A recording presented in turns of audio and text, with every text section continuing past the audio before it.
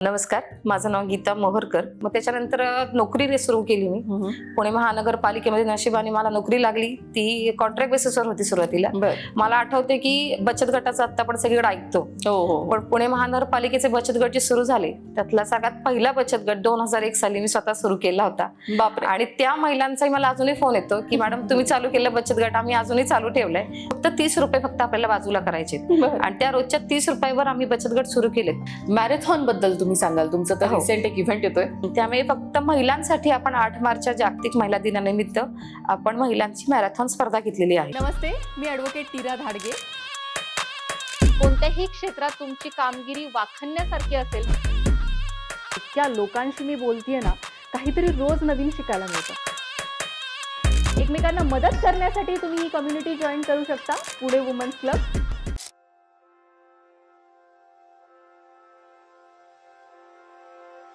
नमस्कार, मी ॲडव्होकेट नीरा धाडगे तुमचं सहर्ष स्वागत करत आहे पॉडकास्ट विथ नीरामध्ये. स्वतःसाठी खूप लोक करतात, समाजासाठीही आजकाल खूप लोक करतात, पण जी भावना असते त्याच्या मागची की आपल्यासाठी स्वतःसाठी करून उरणं आणि समाजाला काहीतरी देणं लागणं, ह्या गोष्टी आज आपण बोलण्यासाठी आपल्याबरोबर आहेत गीता मॅम. खूप छान वाटतंय आज मॅम तुम्हाला इथे बघून आणि आपण खूप विषयांवर आज बोलणार आहोत. तुम्ही खूप छान दिसत आहात. थँक्यू सो मच आज इथे आल्याबद्दल. तुमची आमच्या ऑडियन्सला ओळख करून द्या. नमस्कार, माझं नाव गीता मोहरकर.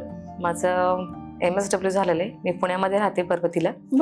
आणि माझं शिक्षण खरं SP कॉलेजमध्ये झालं. त्याच्यानंतर टिळक महाराष्ट्र विद्यापीठातून मी शिक्षण घेतलं. आणि त्याच्यानंतर सुरुवातीला असं होतं की माझं लग्न लवकर झालं. 12वी पास झाल्यानंतरच लगेच लग्न झालं. अरे बापरे. पण माझं शिक्षण मला पूर्ण करायची माझी इच्छा होती. माझं असं वाटलं की काही झालं तरी शिक्षण आपलं पूर्ण झालं पाहिजे. बरोबर. पण त्याच्यानंतर घरच्यांचा थोडासा विरोध होता. पण तरी सुद्धा नाही म्हटलं, काहीतरी करायचं, आपलं शिक्षण तर पूर्णच झालंच पाहिजे. Yes yes yes. पण मग त्यांचा असा विरोध होता की आता बरीच वर्ष झालं, 25 वर्ष झाली त्या गोष्टीला, पण तेव्हा अशी परिस्थिती होती की ड्रेस घालायचा नाही. तरी पण मग मी म्हटलं नाही, मग तुम्ही सांगाल तसं मी करेन. पण मग तेव्हा मला सांगितलं की नाही, तुला जायचं असेल तर तू साडी घालून खांद्यावर पदर घेऊन तू तुझं कॉलेज पूर्ण करायचं. म्हटलं ठीक आहे, मान्य, मला हरकत नाही. तर मी 12वी पास झाल्यानंतर मी फर्स्ट इयरला SP कॉलेजमध्ये ऍडमिशन घेतलं आणि मी माझं शिक्षण पूर्ण केलं. म्हणजे शिक्षण पूर्ण केलं म्हणजे असं की माझ्या मैत्रिणी होत्या, म्हणजे घरातून कॉलेजला जायचं 5-10 मिनिटाचं अंतर होतं, पण तेही पण मला सकाळी 1 तासभर कॉलेजला जायला मिळायचं. तर माझ्या मैत्रिणींनी मला खूप सहकार्य केलं की त्यांनी सगळ्या नोट्स पूर्ण केल्या आणि त्या मला घरी नोट्स आणून द्यायच्या सासरी. बरोबर. की नाही, तू शिक्षण तुझं पूर्ण कर. मग त्यांनी मला नोट्स पूर्ण करून दिल्या. आणि त्यातच माझं लास्ट इयरला असताना मी प्रेग्नंट पण होते. तरी 7व्या महिन्यापर्यंत मी साडी घालून खांद्यावर पदर घेऊन अगदी इथे कुंकू, अगदी कपाळाला कुंकू लावून की घरच्यांचं हे नाही करायचं, खांद्यावरचं पदर खाली नाही पडला पाहिजे. तरी शिक्षण पूर्ण करण्याची एक धडपड होती की काही झालं तरी डिग्री हातात पाहिजे, कारण नंतर कधी उपयोग होईल सांगता येत. बरोबर आहे. तर त्याच्यामुळे माझा मुलगा आता फेब्रुवारी मधला जन्म आहे, तरी त्याला सोडून मी एप्रिलमध्ये परीक्षा दिल्यात. म्हणजे तो 1-1.5 महिन्याचा असताना त्याला आवरून सवरून मी परीक्षा दिलेल्या आहेत. आणि तेवढं करून सुद्धा माझी डिग्री त्याच वर्षी मी पूर्ण केली.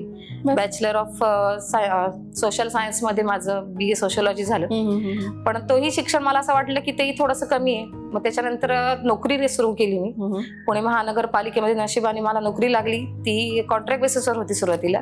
पण मला असं वाटलं की तो एक कामाचा दर्जा आहे किंवा लोकांमध्ये एक ओळख आहे आपल्या कामाची, आपल्या शिक्षणाचा उपयोग होईल त्या गोष्टीने. बरोबर. त्याच्यामुळे तिथे आपण सोशल ऍक्टिव्हिटीज होत्या त्या, तर त्याच्यामध्ये आम्ही काम केलं. मला आठवते की बचत गटाचं आता आपण सगळीकडे ऐकतो. पण पुणे महानगरपालिकेचे बचत गट जे सुरू झाले त्यातला सगळ्यात पहिला बचत गट 2001 साली मी स्वतः सुरू केला होता. बापरे. आणि त्या महिलांचाही मला अजूनही फोन येतो की मॅडम तुम्ही चालू केलं बचत गट, आम्ही अजूनही चालू ठेवलाय. म्हणजे गेली 20-25 वर्ष एक छोटस आपण बी रुजवलं होतं आणि त्या महिलांना त्याचा उपयोग होत आहे. मला अजूनही आजही त्याचा खूप छान वाटतं की आपण त्या काळी केलेलं काम आज इथपर्यंत प्रत्यक्षात उभं राहते. पण तेव्हाही मला असं वाटलं की नाही, पण शिक्षण तर अर्धवट राहिले, तर काहीतरी शिकायला पाहिजे. तेव्हाही माझ्याच एका मैत्रिणीने मला म्हटली नाही, मी तुझा फॉर्म भरते. तिने फॉर्म घेऊन आली आणि तो MSWचा माझा फॉर्म भरला तिने. आणि 2008 मध्ये मी मास्टर डिग्री नोकरी करून, घर सांभाळून, मुलगा सांभाळून, सगळं सांभाळून मी ती कम्प्लीट केलं. त्याच्यामुळे शिक्षण पूर्ण करायचं मला आज खूप आनंद आहे. तुम्ही आमच्या महिलांसाठी एक उत्तम उदाहरण आहात की खूप लोक असं म्हणतात, अरे लग्न झालंय आता मी कशाला शिक्षण पूर्ण करू, किंवा अरे आता मला बेबी झालंय तर मी पुढच्या 8 वर्ष काही करू नाही शकत. पण जेव्हा एक महिला ठरवते की मला करायचंच आहे, तर ती कोणत्या पण परिस्थितीमधून स्वतःचा मार्ग काढते. हेच तुम्ही एक ज्वलंत उदाहरण आहात. आणि फक्त शिक्षणच नाही तर त्याच्याबरोबर तुम्ही त्याची मास्टरेट पण कम्प्लीट केली, बरोबर जॉब पण केला, आणि काही घरची बंधनं असून सुद्धा म्हणजे खूप लोक अशी कमी हे होऊन जातात की नाही नाही आमच्या घरामध्ये हे चालत नाही तर आता मी हे नाही करत, किंवा आमच्या घरामध्ये ते चालत नाही तर आता मी हे नाही करत. पण त्याच्यावरही मात करून थोडंसं त्यांचं सांभाळून, थोडं तुमचं सांभाळून, आणि जसं मी आजकाल लोकांना जिथे जिथे मी कार्यक्रमांना जाते तिथे मी सांगत असते की आपणच आपल्या मैत्रिणींना मदत केली पाहिजे, तरच आपण एकमेकांना हे करून पुढे जाणार आहोत. तसं तुमचं एक एवढे 10-15 वर्षांची तुमची कारकीर्द आहे, आणि तेव्हा तुमच्या मैत्रिणी तुम्हाला मदत करत होत्या, तर कुठेतरी चांगली लोक आहेत असं समजायला हरकत नाही की आपल्या मैत्रिणी आपल्याला मदत करतायत आणि तुमच्या शिक्षणामध्ये त्यांनी तुम्हाला मदत केली. पुणे महानगरपालिकेबरोबरचा एक्सपिरियन्स कसा होता?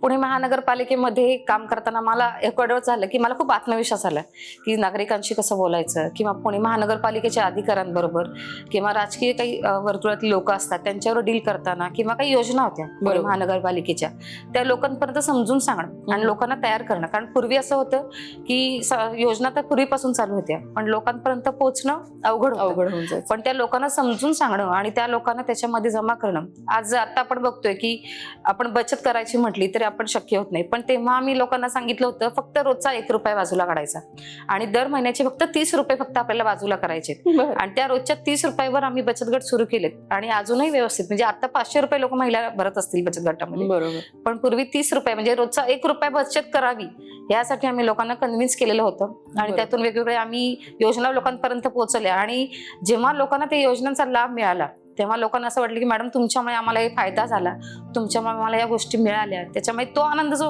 असतो कुठल्याही कामाचा जरी आम्हाला त्याचा पगार जरी मिळत असला पण त्या लोकांना त्याचा फायदा झाला आणि त्या योजनांचा त्यांना उपयोग झाला, जेव्हा त्यांनी आम्हाला सांगितलं की तुमच्यामुळे आम्हाला हे माहिती मिळालं आणि त्याचा आम्हाला फायदा झाला, तर तो लोकांचा जो आनंद आहे त्याच्यातच आम्हाला समाधान मिळायचं, तर ते आम्हाला ते खूप छान वाटलं होतं. मस्त मस्त. तुम्ही एक संस्था सुद्धा चालवता हो, आणि त्या संस्थेबरोबर तुम्ही खूप सारी कामं केली आहेत, तर त्याच्याबद्दल आम्हाला भेटायला आवडेल. आता माझं मास्टर डिग्री झालेली सोशल वर्कमध्ये पुणे महानगरपालिकेबरोबर काम करत होते, समाजासाठी काम करत होते. तेव्हा असं वाटत होतं की आपण लोकांसाठी काम करतोय, कुठल्या तरी अधिकाऱ्यांबरोबर किंवा कुठल्या तरी संस्थेबरोबर कुठल्या तरी शासकीय यंत्रणेबरोबर काम करतोय, पण तेव्हा असं वाटलं होतं की आपलं स्वतःचं काहीतरी स्वतंत्र अस्तित्व असावं, आपली स्वतःची संस्था असावी की त्यातून आपण लोकांना मदत करू शकतो, लोकांना सांगू शकतो, चांगल्या गोष्टी आपल्याला ज्या माहिती आहेत त्या आपल्या संस्थेच्या संस्थातून आपण कसं काही चांगलं करू शकतो. यासाठी 2014 मध्ये आपण ही साई जनसेवा प्रतिष्ठान आपण सुरू केली आणि त्याचं काम असं झालं की आपण एकतर अशा आहेत की बऱ्याच गोष्टी आहेत की त्याच्यामध्ये आपण नुसतं संस्था सुरू करणं हा आपण जरी म्हटलं तर त्याच्या मागे बऱ्याच गोष्टी आहेत. त्याला कागदपत्र, शासकीय यंत्रणा किंवा बऱ्याच काही आपल्या गोष्टी आहेत त्या माहिती होणं, कारण आपण त्यात पडल्याशिवाय आपल्याला त्यातल्या गोष्टी माहिती होत नाहीत. बरोबर. त्याच्यामुळे त्यातून एक पेपर जमा करणं, एक सर्टिफिकेट जमा करणं, असं करता करता सुरुवातीची 7-8 वर्ष की नक्की काय करायचं हे माहित नव्हतं की आता फक्त संस्था तर रजिस्टर केली, संस्थेची कागदपत्र तर काय काय करायची आहेत, किंवा आता इतकं जग मोठं आहे, इतक्या गोष्टी मोठ्या आहेत, कुठलंही तुम्हाला संस्थेचं तुम्हाला जर माहिती हवी असेल किंवा त्याला कुठलं अनुदान मिळायचं असेल तर आपल्याकडे पेपर वर्क असणं गरजेचं आहे. बरोबर. आमची सुरुवातीची 5-6 वर्ष फक्त कागदपत्र गोळा करणं आणि संस्था उभी करण्यातच गेली, पण गेल्या 4-5 वर्षापासून आम्ही त्याच्यामध्ये पूर्णपणे कार्यरत आहोत. बरं. आणि वेगवेगळे सामाजिक उपक्रम आम्ही त्याच्यामधून करतोय, राबवतोय. कोणत्या प्रकारचे उपक्रम असतात आपले? आता आपल्या सगळ्यांना आपण सगळ्यातून त्यातून गेलोय. कोरोना काळ महत्वाचा आला होता, त्याच्यामध्ये बरेच गोष्टी झाल्या आणि तेव्हा या संस्थांचा आम्हाला खूप उपयोग झाला, नागरिकांना पण खूप उपयोग झाला की संस्थांकडून काहीतरी मिळणं हे प्रत्येकाला असं वाटत होतं की ही संस्था आहे काहीतरी काम करेल. बरोबर. तर तेव्हा आपल्याला माहिती की लस कोरोना काळातल्या ज्या लस मिळणं फार अवघड होतं आणि प्रत्येकाच्या घरापर्यंत मिळणं अवघड होतं. बरोबर. तेव्हा आम्ही जनता वसाहत हा जो भाग आहे त्याच्यामध्ये सगळ्यात आम्हाला खूप अभिमान आहे की पुणे शहरामध्ये बरेच प्रत्येकाच्या घरामध्ये लगेच कोरोनाचे व्यक्ती सापडत होते, पण पुणे महानगरपालिकेच्या बरोबर आम्ही काम करताना आम्हाला पहिले 6 महिने आम्ही एकही व्यक्ती कोरोना बाधित आमच्या जनता वसाहतमध्ये आम्ही तयार करू दिला नाही. तर आम्ही त्याची खूप सांभाळलं की आम्ही स्वच्छता घेतली किंवा तेव्हा आपण जंतुनाशके आपण उभारली होती आणि प्रत्येकाला जी आपल्याला लस मिळायला पाहिजे लवकर, तर ती लस आम्ही साधारणतः 8,000 महिलांना आणि 8,000 लोकांना आम्ही ती लस मोफत दिली. एक संस्था होती बँगलोरची रॉबिनहुड नावाची, त्यांनी आम्हाला सांगितलं की आम्हाला कुठली तरी स्थानिक व्यक्ती पाहिजे, स्थानिक संस्था हवी की जी आम्ही ही लस आम्ही लोकांना मोफत मोफत आम्ही देऊ शकतो. तर साधारणतः आम्ही सुरुवातीला 1,000 लोकांना, मग 2,000 लोकांना, तर आम्ही गेल्या का पहिल्या 6 महिन्यामध्ये आम्ही 8 ते 9,000 लोकांना आम्ही लस मोफत दिलेली. त्याचा बापरे. उपयोग आम्हाला खूप चांगला झाला. बापरे.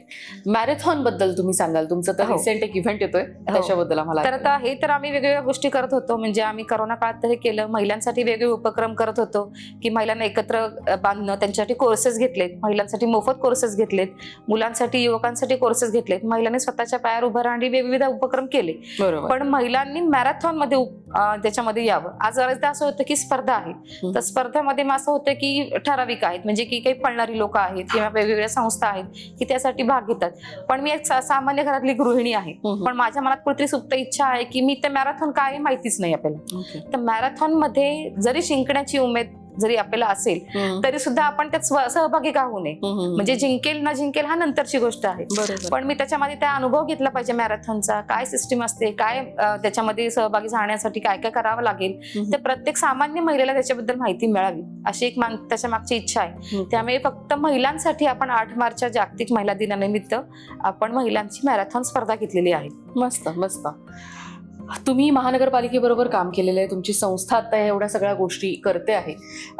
कचरा व्यवस्थापनामध्ये तुमचं एक हातगंड आहे आणि आतापर्यंत तुमचं केलेलं काम आणि का तुम्ही ही गोष्ट करत आहात हे मला आमच्या ऑडियन्सला सांगायला नक्की आवडेल. आता बरेचदा असं होतं की कचरा म्हटलं की बाईचीच बाजूला, आपण महिलांबरोबर काम करतो, महिला दिनाचा कार्यक्रम आहे, तर महिलांबरोबरच काम करतो आणि कचरा म्हटलं की महिलाची जबाबदारी झाली. तर लोक म्हणतात, आपण कधीही बघितलं कचरा टाकायचं म्हटलं की ती घरातली महिलाच असते किंवा मुलगी असते की ती कचरा टाकून येते.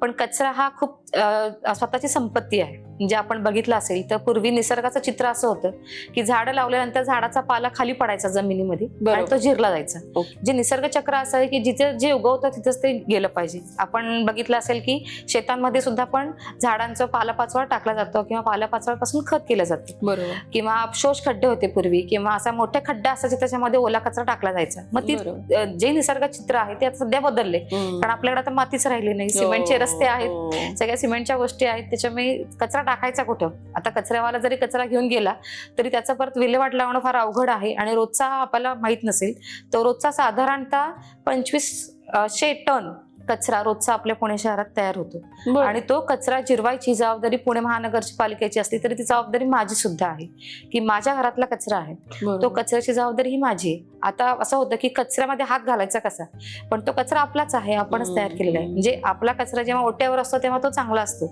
पण जेव्हा कचऱ्याच्या डब्यात जातो त्याच्यामध्ये हात घालताना आपल्याला घाण वाटते. पण खूप छान आहे की कचऱ्यापासून आपल्याला झाडं लावता येतात. जे आपला कचरा आहे घरातला भाजीपाल्याचा निवडलेला वगैरे तो साठवून त्याच्यामध्ये कुंडीमध्ये टाकलं तर आपलं जे रोप आहे, कचऱ्याच्या मध्ये काय असतं की जे आपल्याला पोषक आहार आहे, जे आपल्या आता समजा कांद्याची सालामध्ये पोषक आहार आहेच, पण ती आपण वापरत नाही. पण जी पोषक तत्वे आतल्या घरामध्ये आहेत तीच सालीमध्ये पण आहेत. बरोबर. तसं प्रत्येक भाजीचं आहे, त्यामुळे ती जी पोषक तत्वे आहेत ती झाडांना मिळतात. त्याच्यामुळे झाडांना फळं फुलं लवकर येतात आणि झाडं झपाट्याने वाढतात. म्हणजे आता माती पण आपल्याला विकत घ्यावी लागते. आपण बघतो की नवरात्रामध्ये माती विकत घेतो आपण, पण मातीची गरज नसताना आपण माती विरहित शेती करताना कचऱ्यामध्ये आपण झाड लावू शकतो. तर पुणे महानगरपालिकेबरोबर आम्ही एक MOU केलेला आहे. त्याच्यामध्ये आम्हाला त्यांनी 6 वॉर्ड ऑफिस दिलेले आहेत. त्या 6 वॉर्ड ऑफिसच्या त्यांच्याच प्रेमायसिस मध्ये त्यांनी आम्हाला जागा उपलब्ध करून दिलेली आहे. त्याच्यामध्ये आपण रोजचे 700 ते 800 किलो एका ठिकाणी आपण कचरा जिरवतो आणि त्याच्यामध्ये गार्डन आपण केलेली आहे, कचऱ्यापासून गार्डन केलेली आहे. त्याचा स्मेल नाहीये, त्याचा कचऱ्याचा वास येत नाही. कचरा जेव्हा आपण घरात वास येतो आपल्याला, कारण तो बंदिस्त असतो. एखादी पिशवीमध्ये आपण कचरा बांधून ठेवला बरोबर तर कचऱ्याचा वास येतो. तुम्ही तोच कचरा घरात उघडा ठेवा तर त्याचा वास येणार नाही, किंवा भाजीपाला कुठलाही वास येणार नाही. तर ही कचरा जी एरेशन सिस्टीम आहे की वाऱ्यामध्ये वारा लागला पाहिजे, त्याला हवा खेळती लागली पाहिजे, ऊन वारा पाऊस सगळं लागलं पाहिजे, तर ती झाडं आणि कचरा जिरला जातो आणि झाड छान येतं, त्याला फुलं छान येतात. मस्त. एक गृहिणी म्हणून तुम्ही काय सजेस्ट कराल किंवा काय उद्देश द्याल की कसं आपण हे तुमच्या ह्या जे उद्दिष्ट आहे त्याच्यामध्ये आम्ही तुम्हाला मदत करू शकतो? आमचा उद्देश असा आहे की 2 गोष्टी आहेत. तर आमचं आता सध्या मॅरेथॉन येणार आहे तर आमच्यामध्ये असं आहे की मॅरेथॉनमध्ये सर्व महिलांनी सहभागी व्हावं आणि स्वतःची ओळख, स्वतः एक आनंद मिळवावा. स्पर्धेमध्ये सहभागी व्हावं स्वतःचा आनंदासाठी, एक मॅरेथॉनचा अनुभव घेण्यासाठी आणि महिलांची एक ओळख व्हावी, स्वतःच्या एकजुटीसाठी, स्वतःच्या सशक्तीकरणासाठी. एक महिला मॅरेथॉन पुणे शहरात मला वाटतं पहिल्यांदाच होती. यापूर्वी फक्त महिलांसाठी मॅरेथॉन नव्हती. तर आम्ही तो एक छान, आम्हाला असं वाटतं की ती संकल्पना चांगली आमची आणि ती सगळ्यांनी त्याच्यामध्ये सहभागी व्हावं. तर त्यासाठी मला खूप आवडेल की सगळ्यांनी त्याच्यामध्ये सहभागी व्हावं, हेच मला सगळ्यांसाठी सांगायला आवडेल. खूप छान वाटलं गीता मॅम आज तुम्हाला भेटून, आणि तुमचं जे हे काही उद्देश आहे किंवा जे काही कार्य तुम्ही करत आहात त्याच्यामध्ये आमच्या महिला खरंच तुम्हाला खूप मदत करतील असं मला वाटतं. थँक्यू सो मच आज इथे आल्याबद्दल. थँक्यू.